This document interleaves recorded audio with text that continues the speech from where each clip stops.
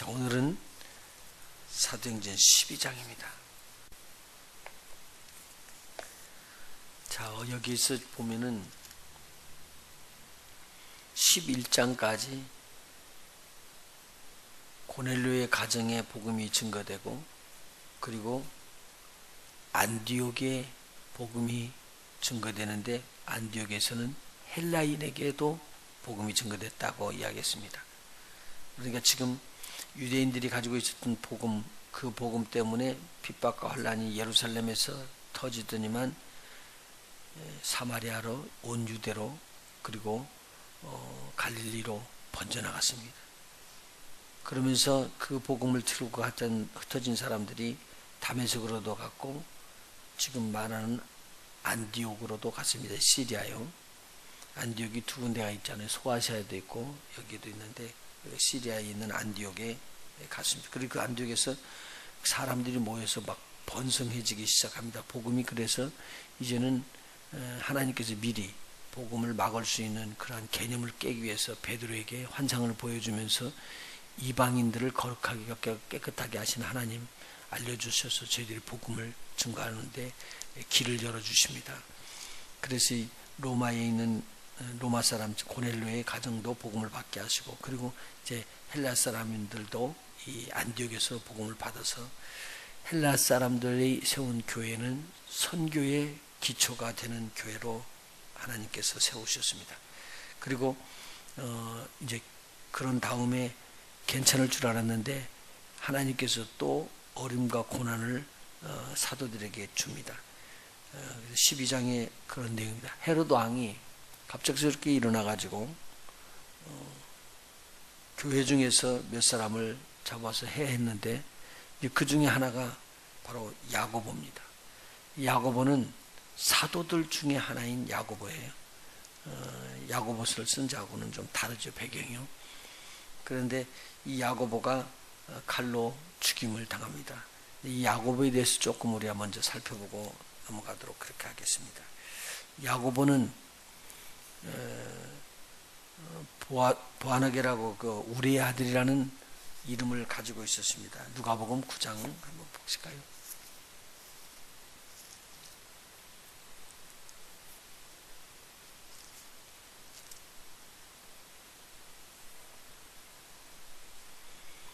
성질이 얼마나 불과 같았는지 모릅니다.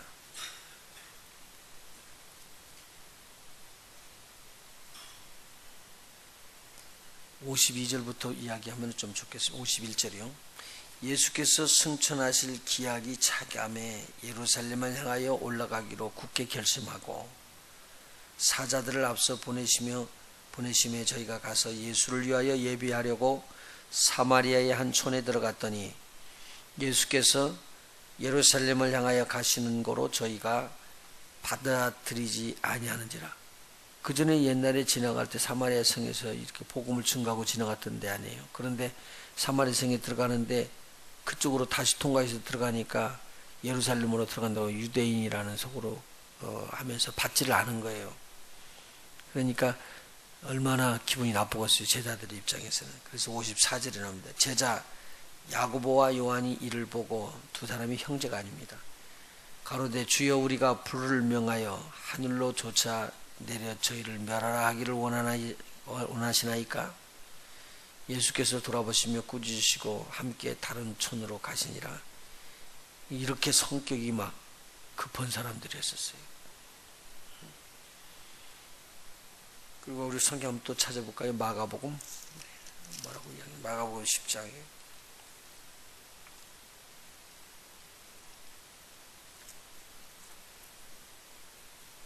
10장 35절.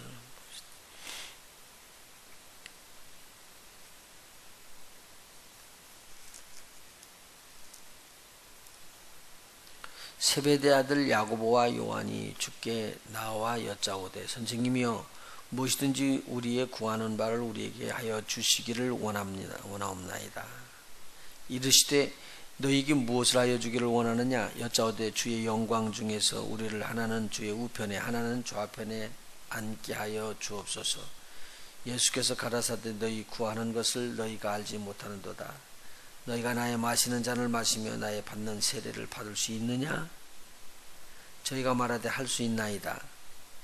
이게 지금 십자가에 달려서 죽는 순교를 말하는 거거든요.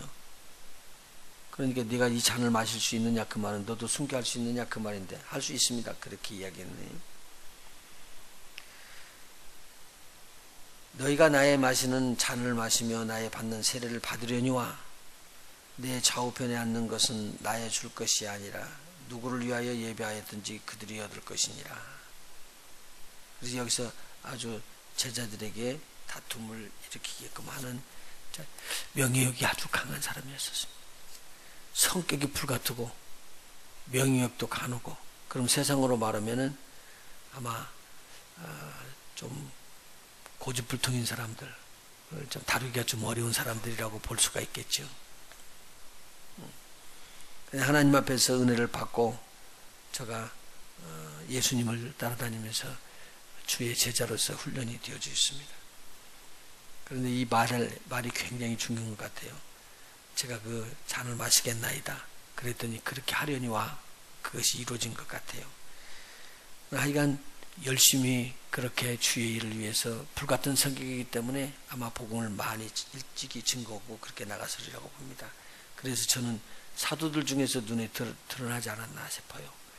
그러니까 헤롯 왕이 저를 유대인들이 좋아라고 생각하지 않은 저 사람을 잡아서 좀 처리한다. 그리고는 잡아서 목을 끊어 죽입니다.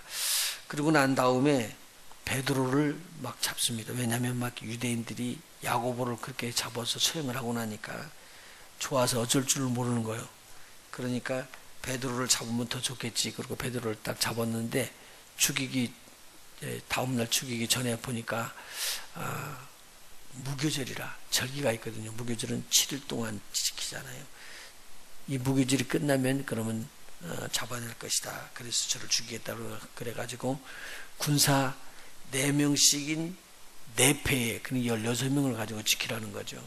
그래서 보면은 베드로가 있으면 베드로 양쪽 옆에 쇠사슬에 묶어가지고 같이 이제 있는 거예요. 그러니까 베드로가 있고 옆에 하나 있고 또 옆에 하나 있고, 감옥 안에도 그렇게 있고요. 감옥 바깥에 문에 2명이 또 쓰고 또 다음 본문에 또 쓰고 그 다음 본문에 쓰고, 그래서 교대를 하든지 이렇게 해서 철저하게 지키겠습니다. 4패씩이니까 4명씩이니까 2명이 여기 있었어도 아마 2명이 나중에 들어와서 또 이렇게 교대를 했을 거라고 봐요. 그러면 또 앞에서 2명이 문을 지키고 있는데 또 나중에 2명이 들어오고, 그래서 뭐 4패씩 4명이 4패씩 이렇게 지켰다고 그러니까 굉장히 엄하게 지켰다고 볼 수 있었습니다. 그런데 오늘 성경에 보니까 하나님께서는 야고보는 하나님께서 순교의 길을 허락하셨는데 오늘 이 베드로는 하나님께서 순교의 길을 아직 허락하지 않았습니다. 나중에 허락하지만 지금은 허락하지 않았습니다. 그래서 이것을 보면 이것도 역시 어제 말씀드린 것처럼 로마의 이방인들에게도 복음이 증거되는 때가 있었고, 그때 그렇게 열리지 않으면은 이 안디옥의 헬라인들에게 복음이 증거되는 것을 유대 사람 그리스도인들이 이게 머리가 개념이 있어가지고 절대 깨지지 않을 거예요. 그런데 그 개념이 깨진 거예요. 그래서 이렇게 복음이 증거되게끔 됐는데, 오늘은 이 하나님께서 이 복음을 증거하고 있는 이 유대인들에게 또 이렇게 큰 것을 이제 나타내 보여주시기 위해서 그랬습니다. 특별히 사도들과 이게 막 이렇게 복음이 번성해 나가고 있기 때문에 이 사람들도 굉장히 좋았을 거예요. 그런데 헤롯 왕이 그렇게 핍박하려는 걸 생각도 못했죠. 그런데 헤롯 왕이 또 저희들을 핍박하라는 것을 통해서 오늘 큰 것을 배울 수 있습니다. 그런데 이 핍박이 들어오고 환란이 들어오는 것이 그리스도인들에게 꼭 나쁜 것만 아니다고 제가 자꾸 성경을 읽어보면 그래요. 그런데 여기서 보니까 이 옥중에 갇혀 있었던 이 베드로, 근데 이 베드로가 여기서 지키는 걸 보면 아주 참 은혜로운 부분들이 많이 있습니다. 베드로가 잡혀서 옥에 갇혔는데요, 5절에 보니까 교회가 그를 위해서 간절하게 하나님께 빌더라는 말을 여기서 기록하고 있습니다. 아마 이게 힘이 있어서 그런지 몰라도 베드로는 잡혀 있는데도, 옥에 들어가 있는데도, 이제 얼마 있으면 야고보처럼 죽는데도 편히 잠을 자는 걸 보는 거야.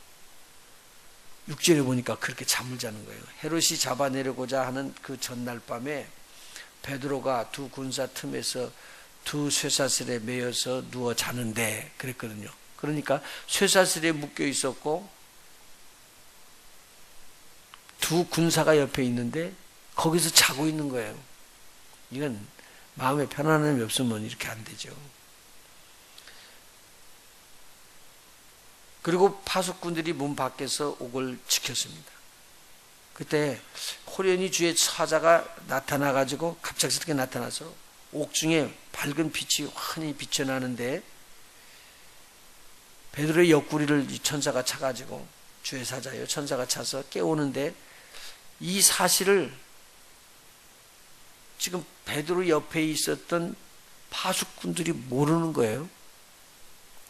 천사가 옥문을 열고 들어왔는데도 불구하고, 옥문이 갇혀 있는데 들어왔는지는 모르지만 하여간 들어오는데도 불구하고 다른 그 보초본 사람들이 알지를 못하는 거예요. 그런데 쇠사슬이 매있던 그 손에 매있는 쇠사슬이 저르륵 자동적으로 풀려버리고 천사가 이야기를 합니다. 띠를 떼라, 신을 매라. 샌들이기 때문에 매야 되죠, 당신은요. 그렇게 매라. 그렇게 하면서 천사가 이야기합니다. 네 겉옷을 입고 나를 따르라. 그리고는 데리고 나갑니다. 그런데요, 천사들이 그렇게 하는 일들을 베드로는 환상을 보는 줄 알았지 자기에게 진짜 일어나고 있는 줄은 몰랐습니다. 오늘 그런데 이런 일들이 일어나네요. 그래서 천사를 따라서 나가다 보니까 문 통과하고 또 문을 통과하고 그럽니다. 근데 문이 가는데 그렇게 잠겨있던 그 문이 자동적으로 열렸다가 또 지나가고 나면 또 닫히고 그러는 거죠. 그리고 나서 나중에 거리로 나와가지고 한 부락을 더 걸어 나가다가 보니까 이게 왜 이게 꿈도 아니네, 이건 환상도 아니네, 이건 직접 내가 하는 일이네 라고 정신이 들었을 때 그때 엄청난 놀라움이 있었을 것이다 생각이 돼요. 하나님은요, 이 천사들을 통해 가지고 이런 일들을 했거든요. 그러면 지금 이 일이 지금 사도행전 5장에도 나오죠. 한번 보실래요? 사도행전 5장에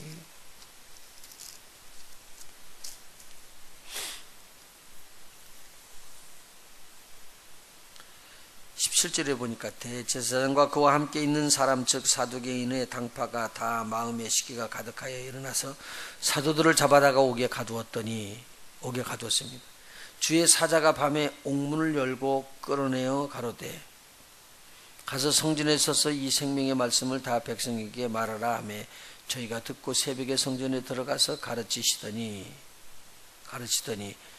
이제 대제사장과 그와 함께 있는 사람들이 와서 공회와 이스라엘 족속의 원로들을 다 모으고 사람을 옥에 보내어 사도들을 잡아오라 하니 관속들이 가서 옥에서 사도들을 보지 못하고 돌아와서 가로되 우리가 보니 옥은 든든하게 잠기고 지킨 사람들이 문에 섰으되 문을 열고 본즉 그 안에는 한 사람도 없더이다. 그러니까 문을 열고 주의 천사들이 끌어내기는 끌어냈는데 밖에서 보초주는 하는 사람들은 전혀 못 본 거예요, 이걸요. 그리고 문은 닫혀 있었던 거예요. 그리고 열고 나간 다음에 닫아놓은 것이죠. 그럼 이것을 보면은 천사들이 베드로에게도 그렇게 했을 것이다 생각이 되고요. 한 가지는 뭐냐면 여기서는 이렇게 사도들이 잡혀 들어갔을 때 이 사도들을 다 꺼내는 것은 하나님께서 긴급 상황이 있었는데 오늘 그러면 이 천사들이 지금 볼 때 다른 사람들의 눈에는 안 보이는데 누구의 눈에만 보일 수도 있다는 거죠. 직접적으로 관계 있는 사람들만 볼 수도 있다라는 말로도 여기서 볼 수가 있습니다. 지금 옥 중에 광채가 쫙 비치는데 밖에서 보쳐보고 있는 사람들은 몰라요. 옆에 있는 지금 두 파수꾼들도 몰라요. 그런데 누구만 아냐면 주의 사자하고 이 베드로만 알아요. 베드로의 손에서 쇠사슬이 벗겨지고 두루룩 떨어졌으면 이 소리를 듣고 아마 다들 알 텐데 이것도 몰라요. 그리고 신들매를 메고 옷을 입고 문을 열고 나오는데도 몰라요. 그런데 여기서는 앞에 5장과 같이 똑같은 환경인 것 같은데 하나 다른 게 있습니다. 이건 뭐냐면 5장에서는 기도했다는 말이 없었지만 여기 12장에서는 베드로를 놓고 온 교회가, 교회라고 그랬습니다. 5절에 보면 교회가 그를 위하여 간절히 하나님께 빌더라. 그 기도의 응답으로 여기는 기록이 되어 있습니다. 5장에서도 기도를 했는지 모르겠습니다. 근데 기도의 한 내용은 기록이 안 되어 있으니까 여기에서 보면은 기도하기 때문에 사도 베드로가 이 옥중에서 묶인 사슬이 풀리고 나오는 걸 볼 수 있습니다. 여기서 간절히라는 단어가 나오네요. 5절 한번 보십시다. 5절이요. 이에 베드로는 옥에 갇혔고 교회는 그를 위하여 간절히 하나님께 빌더라. 그래서 우리의 기도 제목, 한이 맺힌 기도가 있어서 끈질기게, 다른 사람들은 포기하지만 포기하지 아니하고 우리 믿음의 형제 자매들을 위해서 끝까지 기도해 줄 수 있는 우리가 됐으면 좋겠습니다. 사랑은요, 이런 것들로 나타난 것 같아요. 우리가 형식적으로 기도할 수도 있고 기도하면서 나았으면 좋겠다라고 그런 마음이 있는 것 있고 기도하는 것도 있지만 간절한 마음으로 그렇게 기도하는 거 우리 하나님께서 꼭 들으시리라고 있습니다. 우리에게 그런 기도를 오늘 하나님 앞에 올려드렸으면 참 좋겠습니다. 그리고 난 다음에 돌아왔는데 기도하고 있는 사람들이 몰라요. 자기네들이 기도해서 응답받은 줄은 몰라요. 그러나 우리의 기도는 하나님이 꼭 들으십니다. 여기서 그 귀한 것을 배울 수가 있거든요. 간절한 기도 끝까지 한번 하나님 앞에 올려드려서 절대로 포기하지 않고 기도해서 우리 승리하는 저와 여러분이 됐으면 좋겠습니다. 박희진 전도사님 기도하는 거 우리 빼놓지 말고 기도해 주시고, 우리 저기 허정님 집사님 아들 지금 와서 금요일날 오거든요. 우리는 지나가면서 그냥 쓱 지나갈 수 있지만 그 엄마 입장에서 아들을 놓고 한번 잘 생각해 보셔봐요. 가슴 아플립니다. 이거 그저 그냥 평범한 사람처럼 화장실 출입만 하면 좋겠다라고는 애절한 기도를 드리고 있는데 지금은 그냥 마땅하리니로 지나가고 있습니다. 그래서 제가 그래서 같이 기도하자고. 그래서 우리 같이 기도하는데 정말 깊은 마음으로 우리가 기도하시면 우리 하나님께서 들어주시지 않겠나. 우리 하나님 전능의 하나님이십니다. 그래서 우리 하나님께서 붙잡고 매달리는 우리 기도가 있었으면 좋겠다. 오늘 이 기도를 배우면서 우리 알고 기도하자. 우리 하나님께 기도하면 우리 기도는 하나님이 꼭 받으신다. 하나님은 지금도 천사들을 파송하셔서 역사하시는데 볼 수 있는 자들만 보여주신다. 하나님께서는 지금도 치료의 하나님으로 살아계신 하나님이시다. 죽은 자를 살리시는 하나님께서 우리의 기도를 들어주실 것이다. 그래서 우리 박희진 전사님 이 기억력이 저는 돌아오려고 있습니다. 안 돌아올지라도 내가 그래서 안 고쳐질지라도 우리는 그렇게 기도하다가 죽어야 되는 사람들입니다. 제가 그랬거든요. 우리의 기도는 포기할 수 없는 기도자들, 낭망치 않고 기도하는 그러한 기도자들이 되시기를 부탁을 드립니다. 기도하십니다.